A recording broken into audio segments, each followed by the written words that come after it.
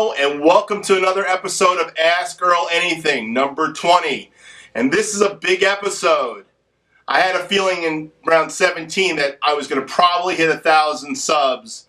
On this episode, I was correct. So because I was correct, I'm giving myself the cymbal. No, I'm not. I'm not doing that to you. I'm not going to give myself the cymbal. I actually am giving away the 20-inch ride cymbal today at the end of the show. Okay? And I also got another prize. I'm giving away a second prize, which is this book called Vintage Drums by John Aldridge. So that's the end of the show. You got to make it to the end to see the ending. Okay? So we've got 5 questions today, and then we'll pick names out of a hat. Okay? So let's get started. Let me say this. My daughter Bethany, who, by the way, let me give you a little story on my daughter Bethany. My daughter Bethany last June, when I was in my transition, sent me for Father's Day this drum book and CD called Drum Star. And that's when I started doing drumless tracks and doing a lot more covers when I got back from this long road trip I did last July.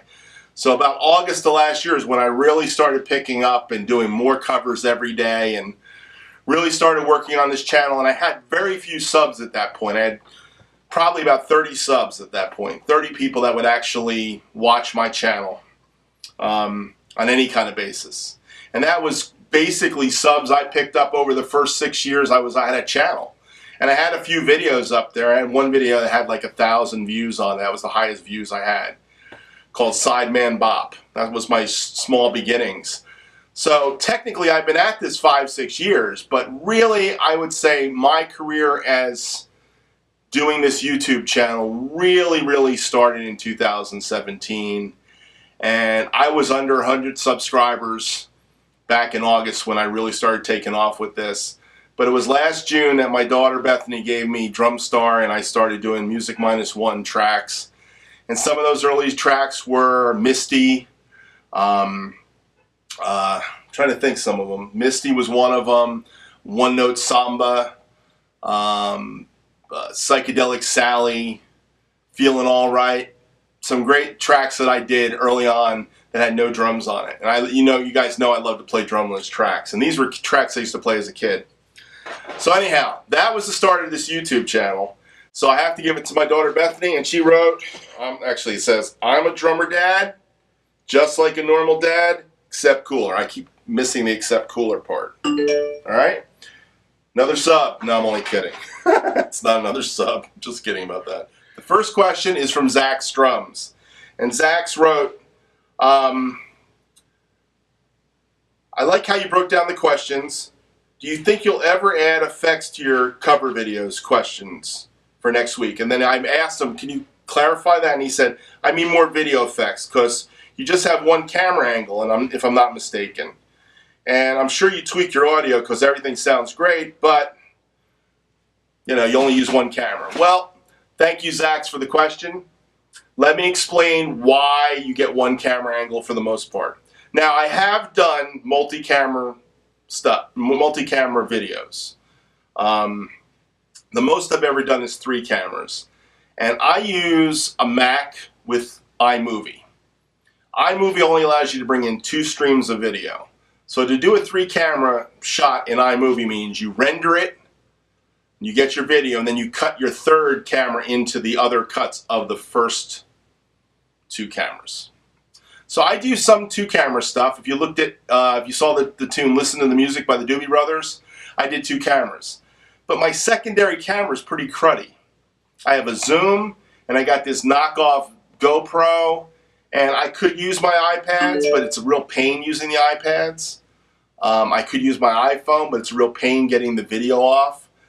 And as you guys all know, I like going for playing. So I do a lot of quickies, as Beast by Jay likes to say. So with that being said, I do plan on upgrading my computer, and when I upgrade my computer this year, I plan on getting Final Cut. And when I get Final Cut, I'll probably get a couple more cameras, and I'll start doing some multi-camera shoots. Now, I'm not big in putting in the video of the original artist or any of that kind of stuff. That doesn't do anything for me. I know there's a lot of guys that are really good at video editing and they love that aspect of it. For me, it's about the playing. So I give you what I like to see, which is good shots of the drums, good shots of the playing as best I can get it. So that's how I've always cut my videos, and good sound, good audio.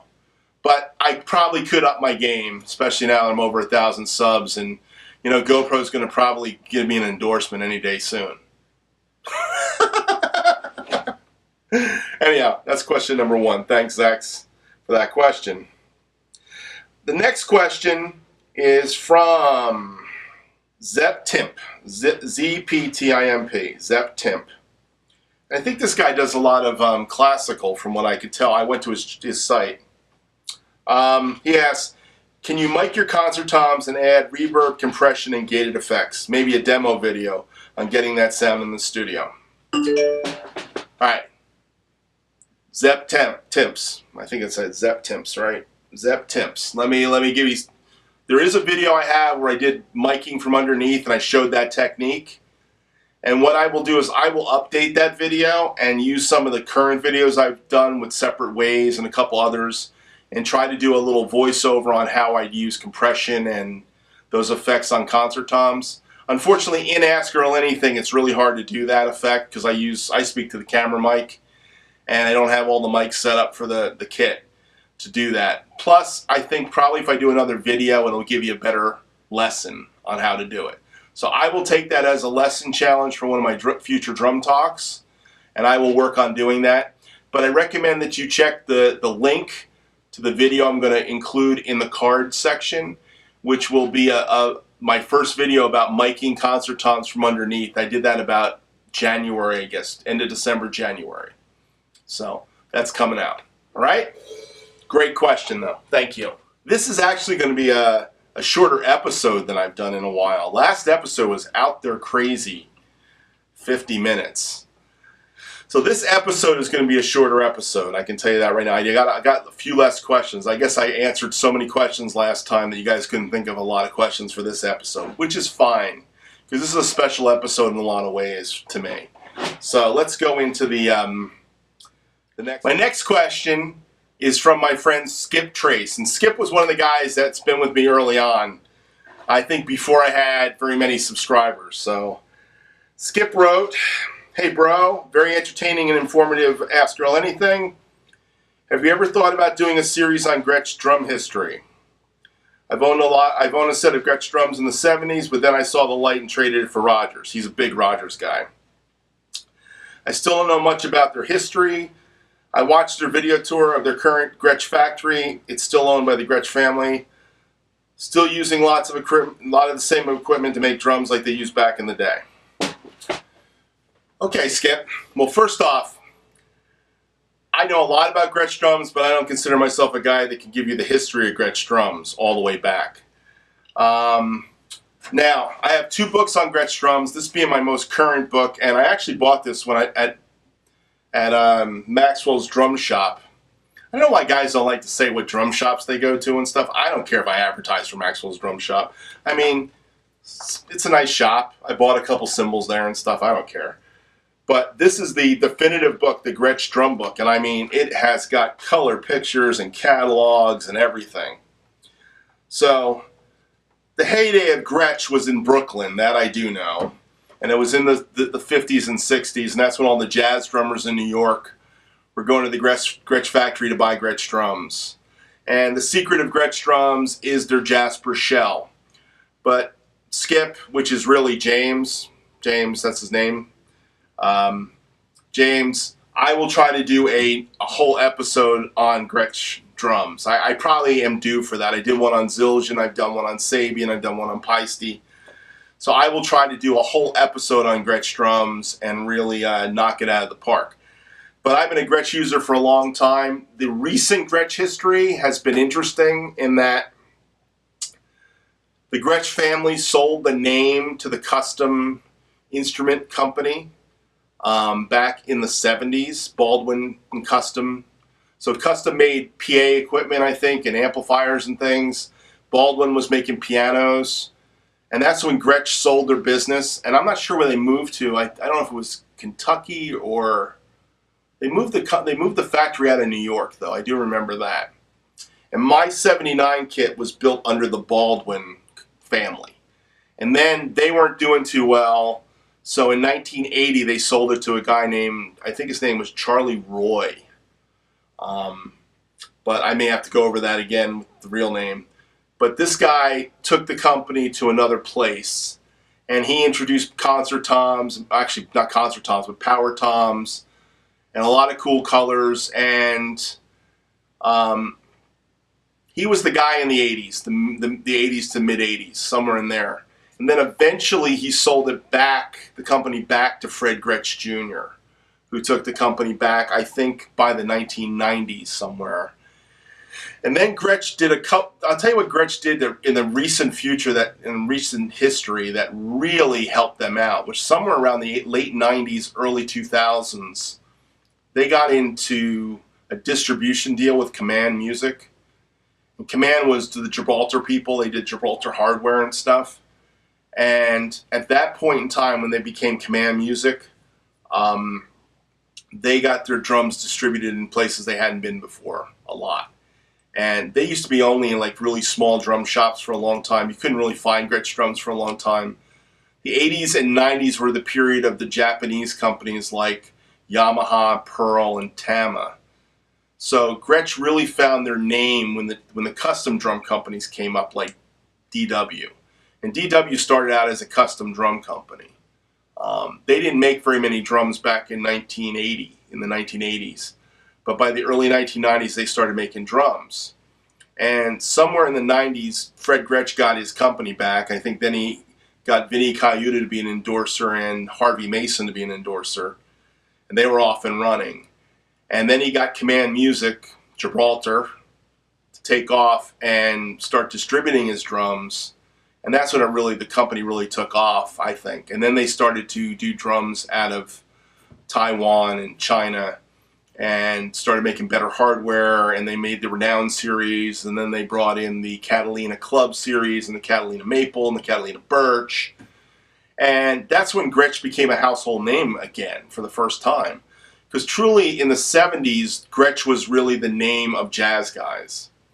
And really fine drum shops had Gretsch drums. I bought my kit in New York City at Professional Percussion Center in New York for Frank Ippolito's store in 1979. And they were the ones that said, don't buy any Gretsch hardware, we'll put Pearl hardware on your drums, because Pearl was better. They were putting Slingerland on it for a while, they were putting Rogers hardware on it for a while. Then Pearl started making hardware, and they started putting the Pearl 7/8 hardware on all their drums. Then they started putting Yamaha. Well, actually, they got out of doing it, and Joe Casillas' shop opened up, and so did Drummer's World in New York, Barry Greenspan's shop, which I went to both those shops. Matter of fact, my 10-inch tom came from, because it's a square badge, it came from Joe Casillas' shop, and so did my 8-inch tom. I bought them both at Joe Casillas' Modern Drum Shop. And they were putting Pearl hardware on drums, and then they started putting Yamaha hardware on stuff. So Gretsch had terrible hardware in the 70s, but by the time they got to the 90s and they started working with Command Music, they had better hardware, and I think their drums have gotten a lot better. The only thing that changed somewhere in the 2000s was they went from the Jasper shell, which was made by the Jasper Wood Company, and Jasper stopped making drum shells for Gretsch, and they had to find somebody to make that same shell for them. So they've taken their shell, and Keller makes their shells. So DW makes their own shells today, which they didn't do originally. Originally they had Keller shells too. But the drum companies that were making their shells were like Ludwig and Slingerland and Rogers. And Gretsch didn't even make their shell. They outsourced their shell to Jasper. So that's the interesting thing about the Jasper shells and the drums. That Jasper shells are what most guys want to get. Now, there was another company that was buying Jasper shells that couldn't buy them anymore either. It was the Fibes Company, who was the resurrected Fibes drums that were now making wood drums, not fiberglass drums. Because the original Fibes drums were plexiglass or fiberglass. Okay? But that Jasper shell now is being manufactured by the formula for the Jasper shell, which is maple gumwood. is being made by Keller today for Gretsch. So that's some of the history and some of the changes.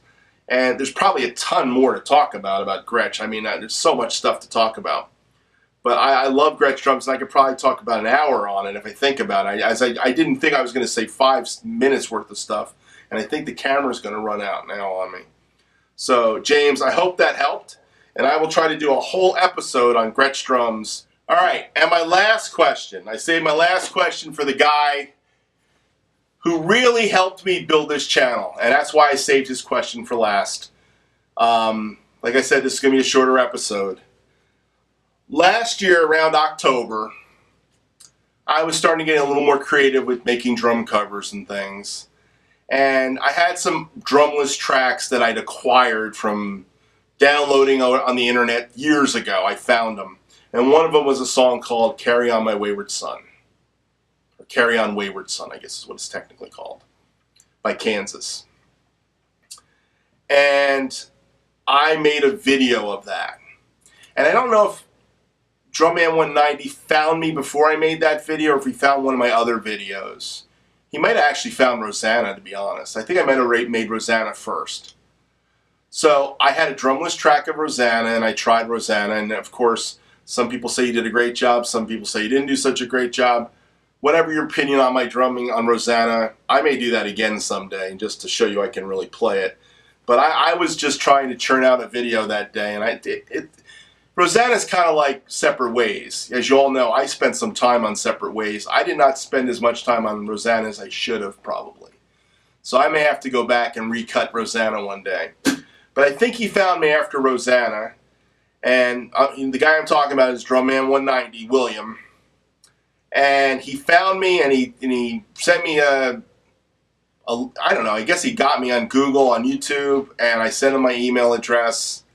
And we started talking, and he said, do you want to do a drum battle with Rosanna?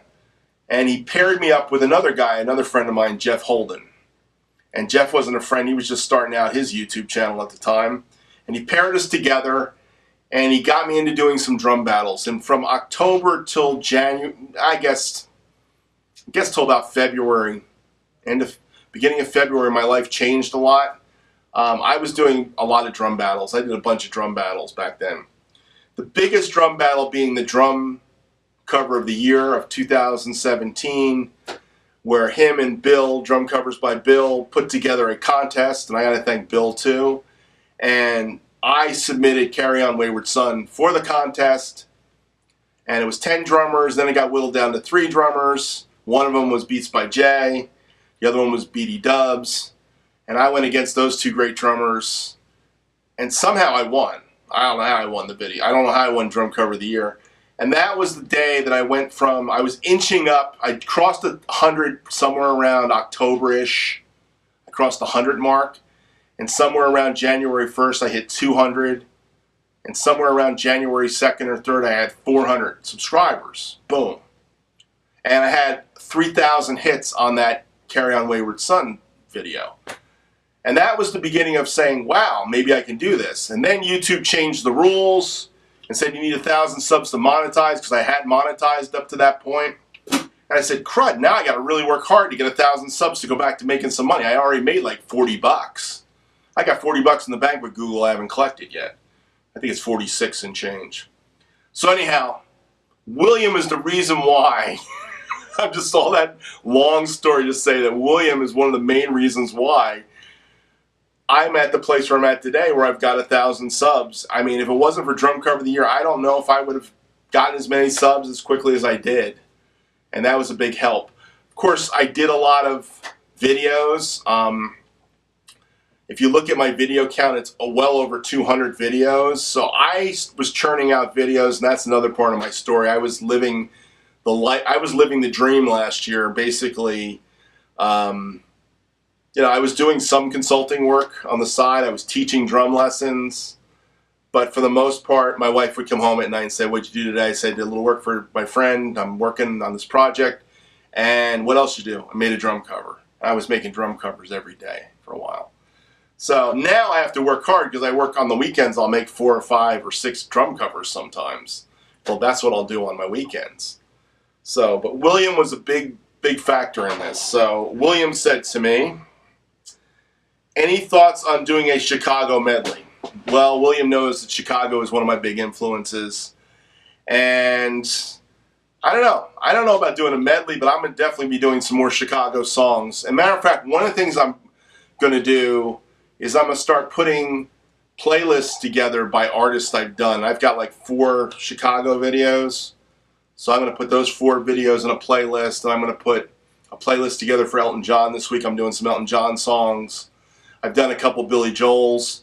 I've got 3 Doobie Brothers tunes. So I'm going to start doing playlists by artists, drum covers by artists playlists. Because some guys will find one and then they'll go into the next, go to the next, and it'll be kind of cool, I think. So that's what I plan on doing. But as far as doing a medley, if you guys wanted to help me figure out what a medley would be, I don't know what to do. I mean, I guess I'd have to find one of their live concerts and where they did a medley. And Chicago's not known for doing a lot of medleys. I don't know, maybe I could throw something together. I will tell you that 25 or 64 was one of my favorite tracks I've done by Chicago. And if you've seen my track on Beginnings, which I did before I really got into this, that's another favorite of mine. Because I just played over the end part. I played a solo at the end of it. 8-minute song. I love it. So Chicago's really a favorite, a real favorite of mine. But William, I just want to say thank you for being there for me. Okay? Thank you for being there for me and getting me, pushing me over the edge, giving me some exposure on your show, and you know, you've been a great friend to me. I appreciate that. And thank you for asking this question. And thank you, Bill, too. Drum covers by Bill. And all the guys in the community that supported me to get to 1,000 subs. And I'm going to mention 2 more in a second. I just want to stop the camera and do it. Okay, so before I do the contest, okay, and by the way, I did the contest before I did the show today. I had my 2 grandkids here to help me do the drawing. I did it official. I cut everybody's name up and put it in this hat, okay? All right? I want to say a couple more thank yous to a few people. First off, there's a kid I drum battled back in January. I did a Dave Matthews tune, So Much to Say. This kid's an amazing drummer. His name is O-Drums, Oscar. Kid's an amazing drummer. And the kid basically wrote me and said, hey, will you do a drum battle of Dave Matthews? So Much to Say. He wrote me and asked me the question. And this was January, and I won Drum Cover of the Year, and I still had some time on my hands. And I said to him, yeah, sure, I'll do it. I agreed to it without looking at his channel. Then I went on his channel and saw what he did. I was like, wow, the kid can play. He really can play. He's an excellent drummer. He's a protege kind of drummer.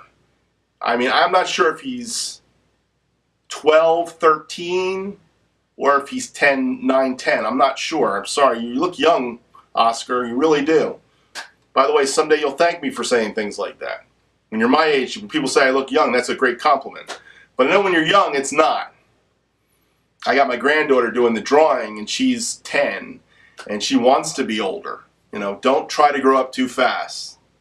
Live in the now and enjoy your childhood. It's the best years of your life. That's all I can tell you. They are the best years of your life. Well, I will say this.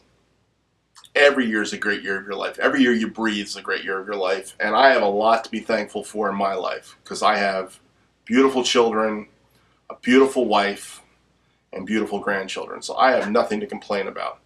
So enjoy every year of your life. But when you're young, you want to get somewhere else. You're always about going somewhere.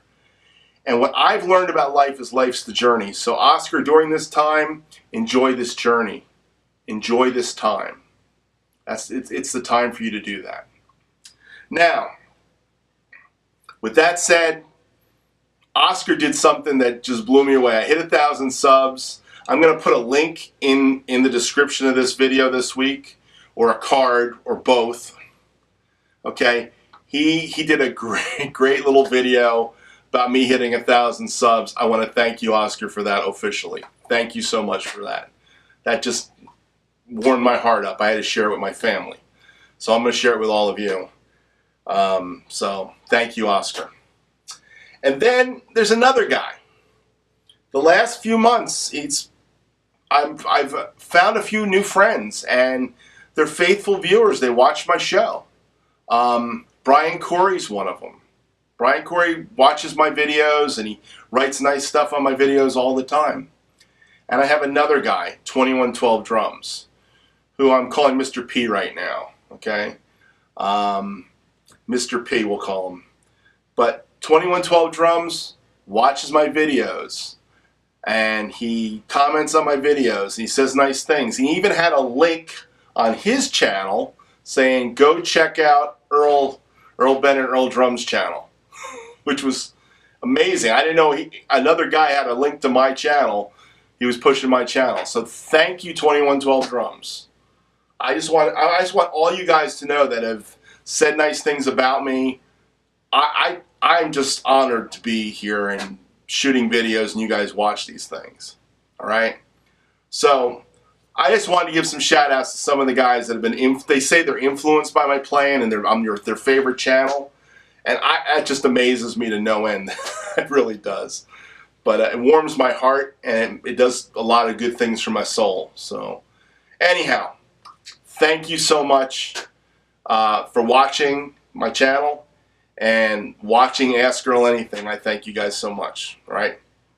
So it's that time. Now we're going to do the raffle for the 20-inch Zildjian Deep Ride 1979 hollow logo Zildjian cymbal. By the way, I signed it on the back in a you can barely see it probably. It's not in a big bold marker, but it says 1,000 subs, Earl Bennett the Hammer. I put my little favorite thing I put at the end of it. You have to wait till you get home gets to you to see it. It's on the bottom so it doesn't affect the top of it. This is a Zildjian. Okay? And I got one more special thing. So, here we go. So here are the names, the 15 names, everybody who wanted to be in it. So I'm going to scrunch them up real quickly. All right, and then we're going to draw a name out of the hat. All right, scrunching them up. And you know who you are. Okay, and I'm going to have my granddaughter Maddie, who you all know from that video I made this week, is going to come in and she's going to pick one name out of the hat. And this is for the Zildjian cymbal. So let's go, Maddie. Come on camera. Come on over here. Say hi to the camera. Hello. You're the star of that video. All right, stick your hand in there and pick a name. And what does it say? All right, this guy's going to be really excited. By the way, I just want to let you know, this guy put a link to my channel on his YouTube channel, and he was my 1,000th sub. This is 2112 Drums. You're the winner of the Zildjian cymbal. Yay! Thank you. All right, but because I'm a nice guy, I decided to throw another prize in. So this is the second prize. I'm giving away the Guide to Vintage Drums by John Aldridge, and I've actually signed this book too. Thanks for your support. So this is the runner-up prize, and my grandson Asher's coming in. He was in the video too. Come on in, Asher. All right. So there we go. Pick a name. Don't look. There you go. Who do we get? And the winner of the book is Jason Moore. Jason Moore is another one of the subs that wanted the cymbal. So I will be contacting 2112 Drums and Jason Moore. And you guys will have to send me your address, and I will send out these two items to you. And thank you for being a subscriber to my channel. Bye-bye. Oh, come here. This is Asher, by the way. He's a budding drummer too, okay? Thank you for being subscribers to my channel, and thank you for being part of this contest, and I'm glad I hit 1,000 subs. And remember, you make Ask Earl Anything what it is, So ask a question, okay, for next week's show, and you could be on Ask Earl Anything number 21. Thanks a lot. Have a great day.